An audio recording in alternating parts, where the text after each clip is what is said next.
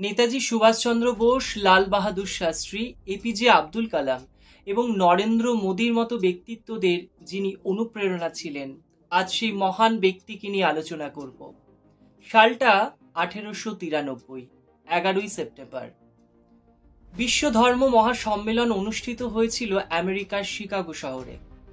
সেখানে বিভিন্ন ধর্মের মানুষ, বলা যেতে পারে বিদ্বজ্জনেরা, উপস্থিত হয়েছিলেন। সেই আর্ট গ্যালারিতে সেই দিনটিতে 7,000 মানুষের জমায়েত হয়েছিল। মঞ্চের এক কোনায় বসেছিলেন আমাদের গেরুয়া বসনধারী এই সন্ন্যাসী। তিনি কিছুটা নার্ভাস ছিলেন, কারণ এর আগে তিনি এই ধরনের কোনো অনুষ্ঠানে অংশ নেননি, তার কোনো পূর্ব অভিজ্ঞতাও ছিল না। তিনি কোনো স্ক্রিপ্টও লিখে নিয়ে যাননি, কিন্তু বাকি যারা অংশ নিয়েছিলেন সবার হাতে ছিল লম্বা লম্বা একটা স্ক্রিপ্ট। নিজেদের ধর্মের বড়াই করে চলেছিলেন তাদের বক্তৃতার মধ্য দিয়ে। স্বামী বিবেকানন্দ কিছুটা আত্মস্থ হলেন এবং তার ডাক যখন এলো, তিনি ধীরে ধীরে মাইকের সামনে গেলেন এবং নিজের গুরু শ্রী রামকৃষ্ণ ঠাকুরকে স্মরণ করে প্রণাম করে দুহাত জুড়ে তিনি বললেন, sisters and brothers of America. ব্যাস, বাকিটা ইতিহাস। সেই 7,000 মানুষ উচ্ছ্বসিত হয়ে চিৎকার করে উঠলেন এবং সেই আর্ট গ্যালারি পরিপূর্ণ হয়ে গেল একটা উচ্ছ্বাসে। যে ছেলেটা দুবেলা দুমুঠো পেট ভরে খেতে পেত না, রাতারাতি তিনি এই বক্তৃতার মধ্য দিয়ে যেন সেলিব্রিটি হয়ে গেলেন।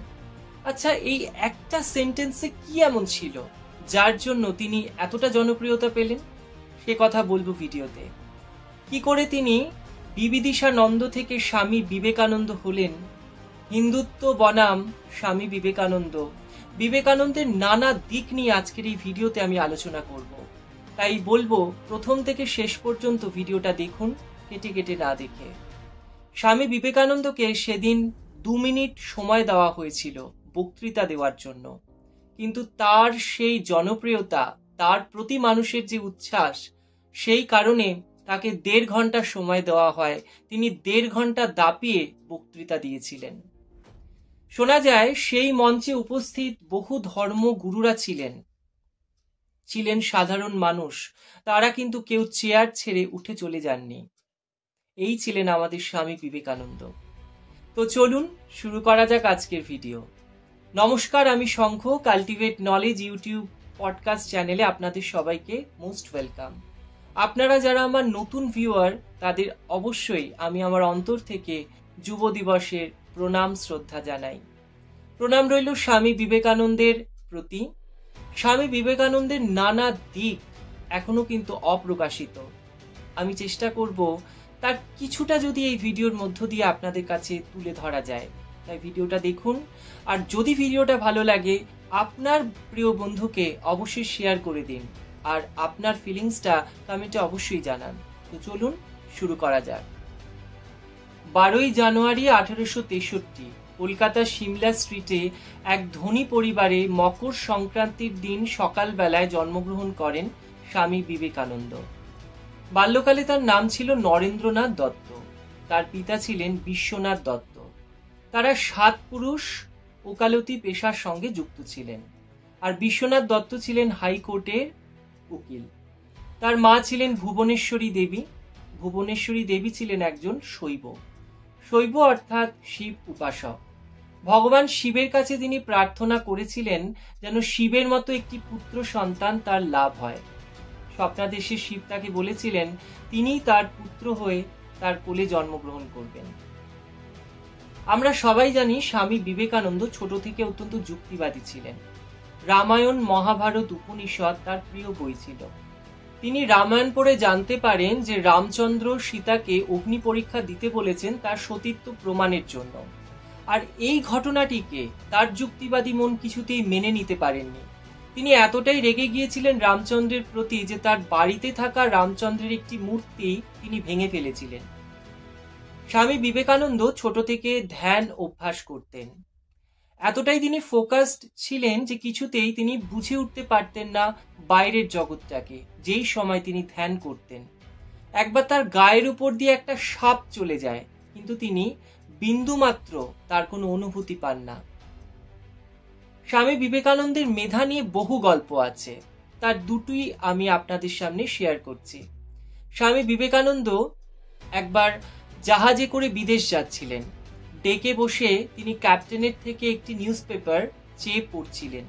সেই সময় দমকা হাওয়া এসে নিউজ পেপারটাকে উড়িয়ে নিয়ে যায় এবং জলে ফেলে দেয়। এই ঘটনাতে ক্যাপ্টেন ভীষণ রেগে যায়। স্বামী বিবেকানন্দ বিষয়টি বুঝতে পেরে কিছুটা অনুশোচনার সুরেও বা ভাবনা থেকেও তিনি একটি সাদা কাগজে তিনি যা পড়েছিলেন হুবহু তা লিখে দিয়েছিলেন। তার মাথা ছিল জেরক্স মেশিনের মতো। আরেকটি উদাহরণ দিলে বুঝবেন, তিনি লাইব্রেরিতে গিয়ে সকালবেলায় বই নিয়ে আসতেন এবং সন্ধ্যের মধ্যে সেই বই পড়ে ফেরত দিতেন। একদিন লাইব্রেরিয়ান তাকে বললেন যে আপনি তো মশাই বই পড়বেন না, অযথা নিয়ে যান কেন? তার প্রত্যুত্তরে তিনি বলেন, আমি বই পড়ব বলেই বই নিয়ে যাই। এবং তিনি সেই বই যখন ফেরত দেয়, লাইব্রেরিয়ান তাকে প্রশ্ন করে যে আমি পরীক্ষা করব আপনি বই পড়েন কিনা। লাইব্রেরিয়ান বিভিন্ন পাতা থেকে তাকে প্রশ্ন করতে থাকে। তিনি তার যথাযথ উত্তর দিতে পেরেছিলেন এবং নিজের থেকেই তার প্যারাগ্রাফ এবং পেজ নাম্বার তিনি বলেও দিয়েছিলেন। এই হলেন স্বামী বিবেকানন্দ।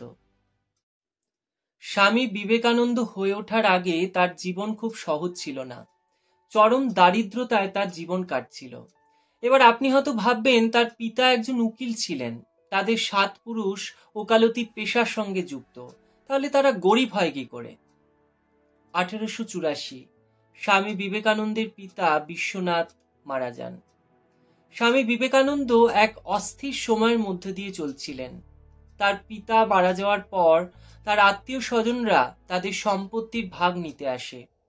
তাদের এই সম্পত্তির বিষয়টি কোর্ট পর্যন্ত পৌঁছায়। টানা 15 বছর কোর্টে কেস চলে।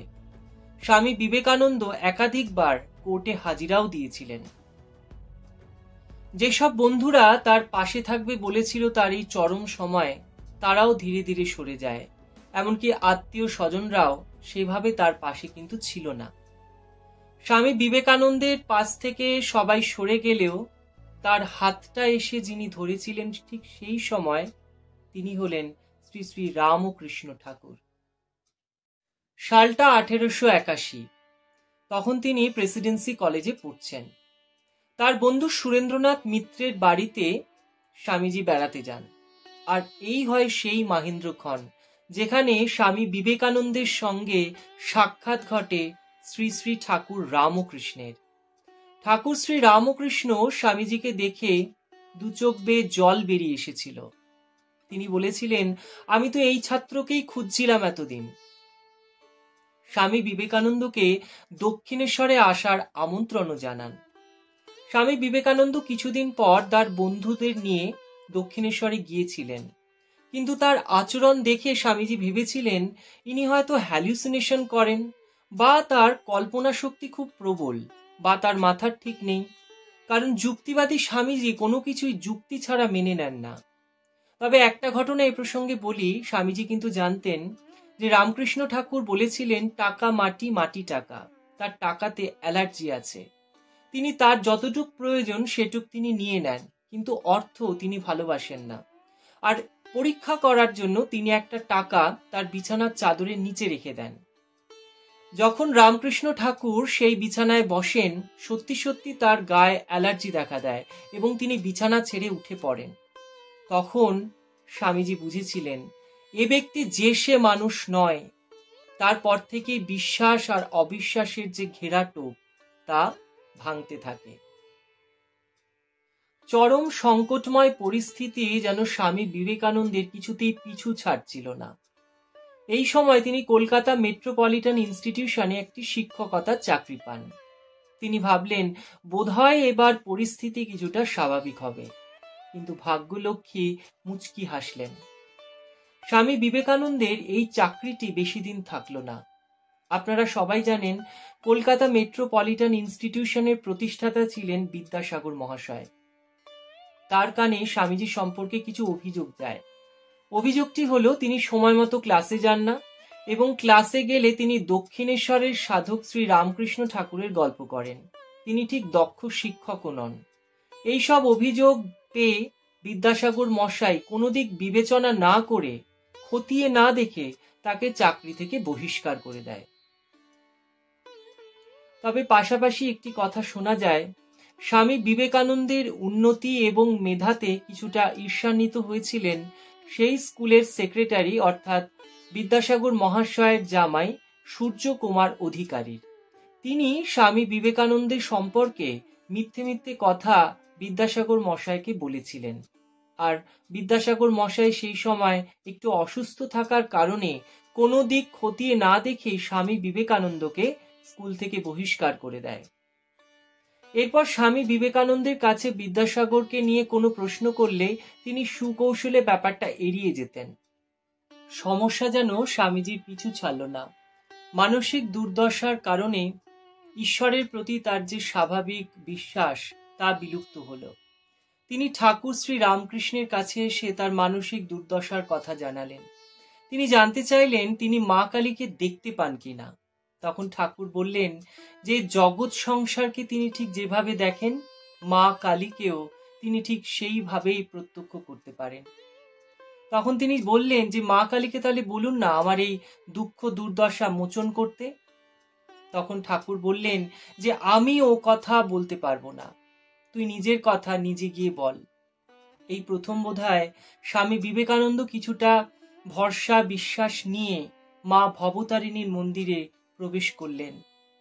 মায়ের সেই ভুবন মোহিনী রূপ দেখে আবেগাপ্লুত স্বামী বিবেকানন্দ যখন মা ভবতারিণীর মন্দিরে গেলেন, তিনি মায়ের কাছে জ্ঞান বুদ্ধি বিবেক বৈরাগ্য চাইলেন, কিন্তু অর্থ চাইতে পারলেন না। রামকৃষ্ণ ঠাকুরকে তিনি যখন বললেন তিনি যা চেয়েছেন, তিনি বললেন তোর এত অর্থের দরকার, তুই অর্থ চাইলি না? তিনি বললেন যা, সেটাই তো ভুলে গেছি। রামকৃষ্ণ ঠাকুর বললেন তুই আবার যা, গিয়ে মায়ের কাছে অর্থ চা। স্বামী বিবেকানন্দ আবার গেলেন। তিনি জ্ঞান বুদ্ধি বিবেক বৈরাগ্য চাইলেন বটে, কিন্তু অর্থ চাইতে পারলেন না। স্বামী বিবেকানন্দ বুঝেছিলেন অর্থের মতো তুচ্ছ বিষয়কে বিশেষ গুরুত্ব দিয়ে লাভ নেই, তাই তিনি অর্থকে সেভাবে আর চেয়ে উঠতে পারেননি। স্বামী বিবেকানন্দ ঠাকুরের কাছে এসে যখন বললেন যে অর্থ যেন তিনি তার হয়ে চেয়ে দেন, তখন বললেন যে ও আমি পারবো না। অনেক পীড়াপিড়ির পর তিনি রাজি হন। তিনি বললেন ঠিক আছে, আমি মাকে বলে দেব তোর যেন অর্থের অভাব না ঘটে এবং তোর যেন সংসারে মোটা ভাত কাপড়ের অভাব না থাকে। যদি আমরা বিচার করে দেখি বা ভেবে দেখি, তাহলে কিন্তু স্বামী বিবেকানন্দের পরবর্তী সন্ন্যাসী স্বামী বিবেকানন্দের সে অর্থে ভাত কাপড়ের অতটা অসুবিধে কিন্তু হয়নি। তিনি অনুগ্রহ পেয়েছিলেন রাজার। সে কথায় পরে আসছি। মধ্যে 1885 সালে রামকৃষ্ণ ঠাকুরের গলায় ক্যান্সার ধরা পড়ে। তাকে কাশীপুর উদ্যান বাটিতে নিয়ে আসা হয়। সেখানে রামকৃষ্ণ ঠাকুরের চিকিৎসা শুরু হয় এবং স্বামী বিবেকানন্দ ও তার শিষ্যরা মিলে ঠাকুরের সেবা করে। ঠাকুরের থেকে এই সময় তিনি শিক্ষা ও জ্ঞান লাভ করতে শুরু করেন। রামকৃষ্ণ ঠাকুর বলেছিলেন, আমি আমার সব জ্ঞান তোকে দান করলাম, তুই এই জ্ঞান নিয়ে আপামর জনজাতির সেবা করবি। 1886 মহাপ্রয়াণ ঘটল শ্রী শ্রী ঠাকুর রামকৃষ্ণের। স্বামী বিবেকানন্দ এরপর তার গুরু ভাইদের নিয়ে সন্ন্যাস গ্রহণ করলেন। তার নাম হলো বিবিদিশানন্দ। স্বামী বিবেকানন্দ ভারত ভ্রমণে বেরোলেন। তিনি পায়ে হেঁটে ভারত ভ্রমণ করেছিলেন, সে কথা অজানা নয়। স্বামী বিবেকানন্দ প্রথম গেলেন ক্ষেত্রীর মহারাজা অজিত সিং এর কাছে। বলা বাহুল্য এই ক্ষেত্রীর মহারাজার সাথে তার সাক্ষাৎ তার জীবনে একটা মোড় ঘুরিয়ে দেয়। অজিত সিং তাকে অনুরোধ করে তার এই বিবিদিশানন্দ নামটি পরিবর্তন করার জন্য এবং তার নাম করে দেন স্বামী বিবেকানন্দ। তারপর থেকে তিনি স্বামী বিবেকানন্দ হিসাবেই পরিচিত। স্বামী বিবেকানন্দকে ধর্ম মহাসভার কথা তিনিই বলেছিলেন এবং জাহাজে ফার্স্ট ক্লাস কামরার টিকিট তিনিই কিন্তু কেটে দিয়েছিলেন এবং কিছু অর্থ সাহায্য স্বামী বিবেকানন্দকে অজিত সিং করেছিলেন।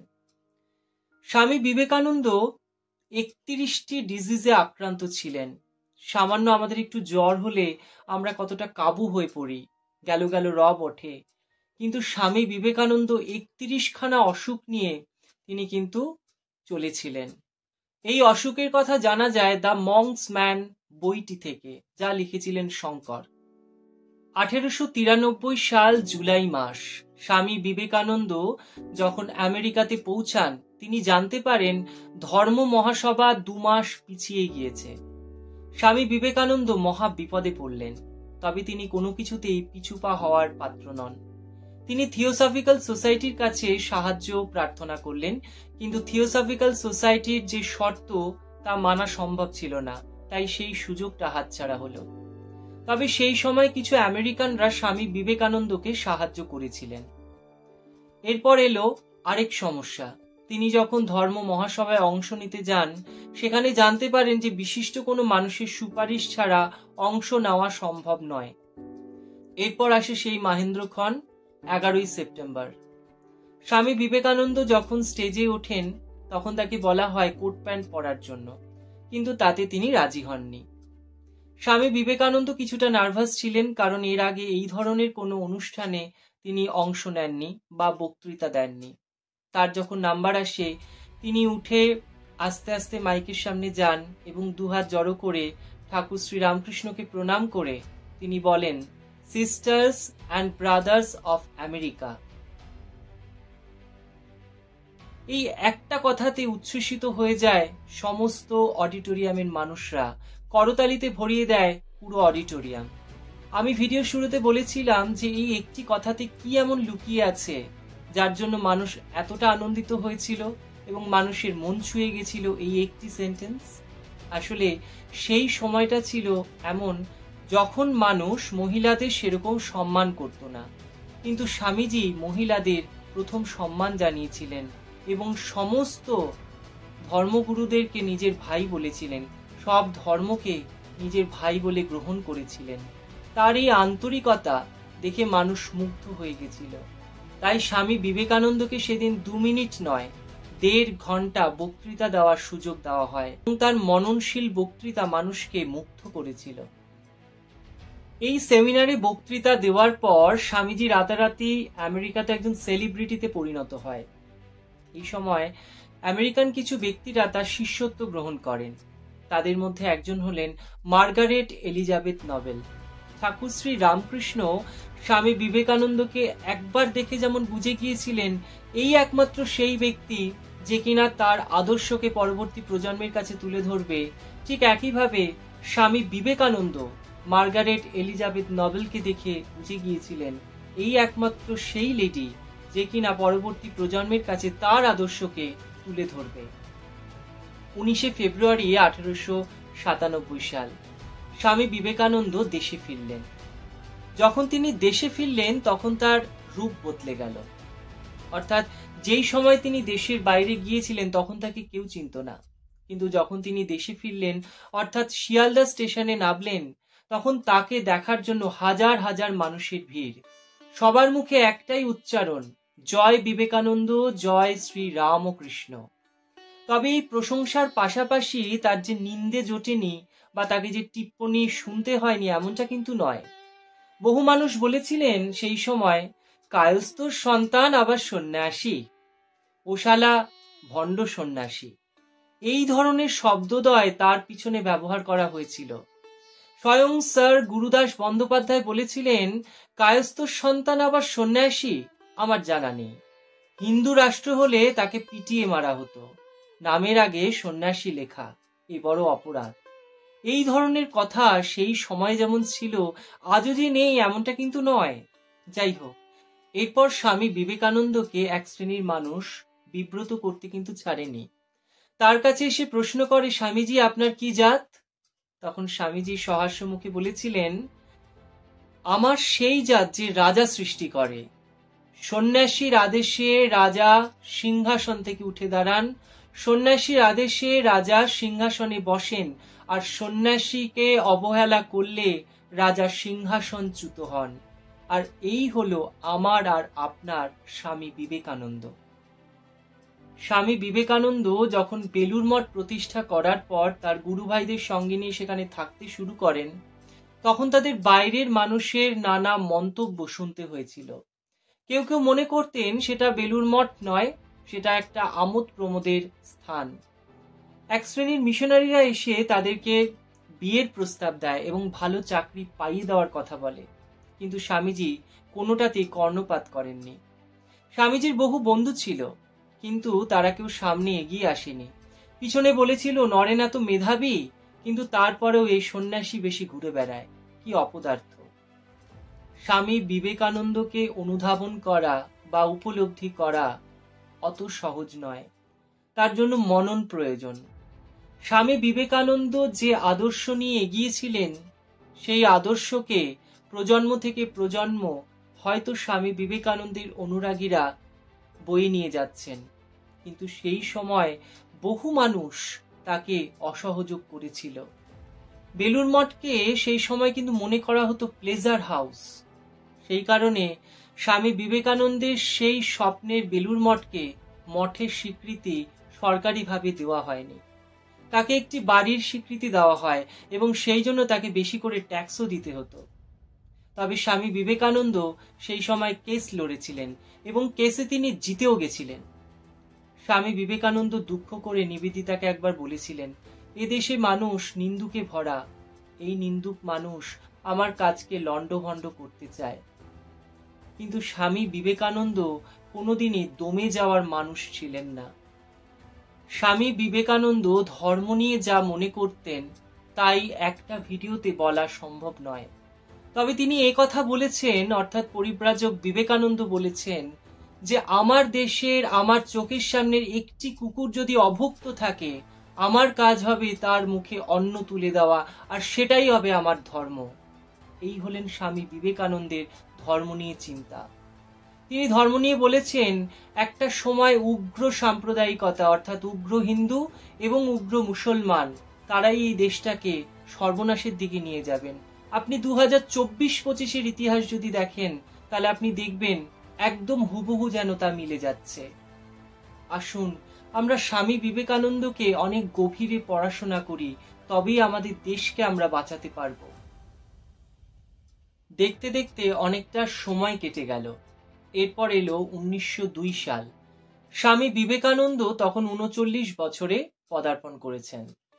স্বামী বিবেকানন্দ জানতেন তিনি 40-এর কোঠা পেরোবেন না, সেই ইঙ্গিত তিনি গুরু ভাইদের দিয়েছিলেন।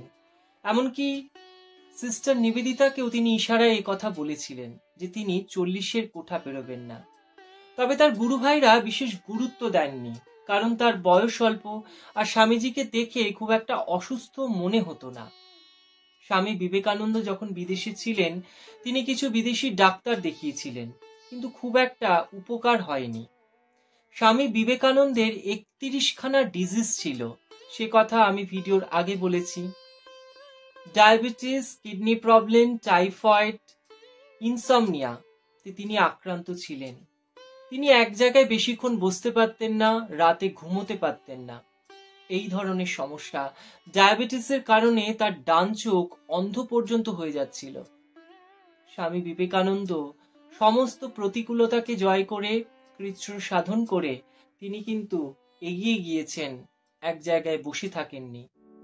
2রা জুলাই স্বামী বিবেকানন্দ সকাল সকাল ঘুম থেকে উঠে পড়লেন। তিনি মঠের প্রার্থনা গৃহে কিছুক্ষণ, বলা হয় 3 ঘন্টা, তিনি প্রার্থনা করেছিলেন। তিনি নিজের খাবার আলাদা খেতেন, কিন্তু গঙ্গার থেকে তুলে আনা ইলিশ মাছের একটি পদ গুরু ভাইদের সাথে বসে তিনি আনন্দের সাথে সেদিন খেয়েছিলেন। এরপর সন্ধ্যের দিকে তিনি ছাত্রদের যজুর্বেদ, দর্শনশাস্ত্র এবং ব্যাকরণ পড়িয়েছিলেন। কিছুক্ষণ সময় তিনি বাইরে ভ্রমণ করেন, তারপর সন্ধ্যা 7টার সময় খাওয়া দাওয়া করে তিনি নিজের গৃহে চলে যান এবং তিনি সকলকে বলেন তাকে যেন কেউ বিরক্ত না করে। তারপর এই মহান মনীষীর মহাপ্রয়াণ ঘটে রাত 9টার সময়। মৃত্যুর কারণ হিসাবে বলা হয় তার স্ট্রোক হয়েছে। একজন মনীষীর প্রয়াণের পর তিনি যে সম্মান দাবি করেন, সেদিন কিন্তু সেই সম্মান তিনি পাননি, সে কথা আজ থাক। স্বামী বিবেকানন্দকে কখনোই কোনো তুচ্ছ বিষয়ে স্পর্শ করতে পারত না। তিনি সারা জীবন কঠিন বাস্তবতার মধ্যে দিয়ে কাটিয়েছেন। স্বামী বিবেকানন্দ আপামর জনজাতিকে বলেছিলেন, ওঠো, জাগো, লক্ষ্যে না পৌঁছানো পর্যন্ত থেমো না। রবীন্দ্রনাথ ঠাকুর মনে করতেন, if you want to know India, read Vivekananda. অর্থাৎ ভারতবর্ষকে যদি জানতে চাও, তাহলে স্বামী বিবেকানন্দকে নিয়ে পড়াশোনা করো। আর এই মহান মনীষীকে আমার অন্তরের অনেক প্রণাম। রাজস্থান, উত্তরপ্রদেশ, হরিয়ানায় আজও উগ্র সাম্প্রদায়িকতা এবং জাতপাতের মতো একটি বিষয় রয়েছে, যা থেকে বাংলা কিন্তু আজ মুক্ত। আর এখানেই আমাদের মনীষীদের, বিশেষ করে স্বামী বিবেকানন্দের সার্থকতা। আচ্ছা, স্বামী বিবেকানন্দকে নিয়ে আপনার কোন গল্পটা আপনি সবাইকে জানাতে চান, বা স্বামী বিবেকানন্দের কোন বাণী আপনাকে উদ্বুদ্ধ করেছে, আপনি অনুপ্রাণিত হয়েছেন, সেটা কিন্তু কমেন্ট সেকশনে জানাতে পারেন। আপনারা সবাই ভালো থাকবেন, সুস্থ থাকবেন। অনেক ধন্যবাদ।